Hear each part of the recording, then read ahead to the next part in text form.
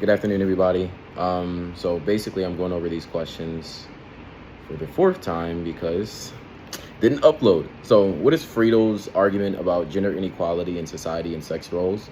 Um, what are the four hunting and gathering cultures she talks about? How does she connect the substance patterns to her gender roles? And do you see the same thing in society? So, her argument about gender roles was basically speaking on, how men had more influence or more power over everyone because they were the ones who went out and they got the most important resources. So when they came back, they have a better say so because they're the ones that are throwing themselves out there to get those resources. The four hunting and gathering cultures she talked about was the Inuit, the Mubti, the San, and the Hadza. And she connects substance patterns to gender roles by basically saying whoever got the most or the more important resources had the most influence over everyone.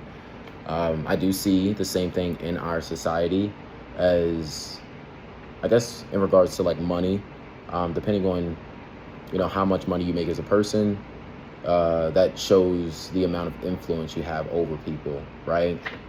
We could even take the richest man in the world, like Elon Musk. If Elon Musk posts something on Twitter, then everyone, the stock market may react, right? Or if he posts or he drops an IPO, initial public offering, in the stock market, then most people will gravitate towards that stock because they know Elon Musk has the most money in the world and he holds the most power. Maybe not more power than our government, but he holds a lot of power. Number two was, what surprised you the most about how arranged marriages were described in Arranging a Marriage in India? Reflecting your own future, do you want to get married and do you have any criteria? So what surprised me the most about arranged marriages were that arranged marriages in this story weren't just them setting you up with any random person, but it was actually a specific reason on why they wanted you to date this particular person. Maybe it was their educational background, or maybe it was, the amount of money they had, status, but it was particular reasons on why they set you up to this marriage. And, that was a little bit surprising to me, but it is understandable.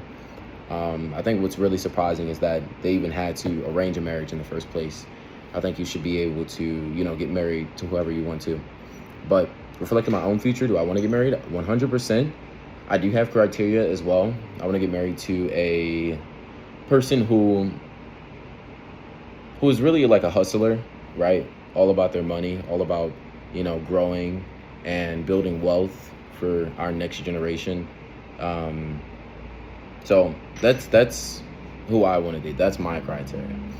And number three is, how has culture shaped your choices and views on marriage and divorce? Do you know anyone who is married? What have you observed? And what did you think of Nisa's journey? So I don't really have I don't know if you call America culture, but I mean, I grew up in America, right? And it really hasn't changed much of my choices and views.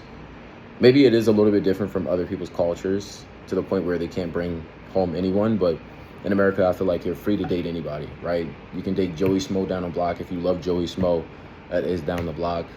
You can date Sharita from across the street who goes outside every morning, eats a banana and throws it on the ground. You can date anybody, right? Is what I'm basically trying to say. I know it may have sound a little bit confusing, but do you know anyone who is married? My parents are married, and what I've observed is that, they just truly love each other, right? The reason they're still in a relationship and they're still married is because they're fighting for the relationship. They want to be with each other, and they're not just dating each other for any monetary value, but they're dating each other because they solely love each other. What do I think about Nisa's journey? I like how Nisa got up and fought for what she wanted. Even though she had hard decisions to make, she still spoke up and made her own decisions in a lot of ways.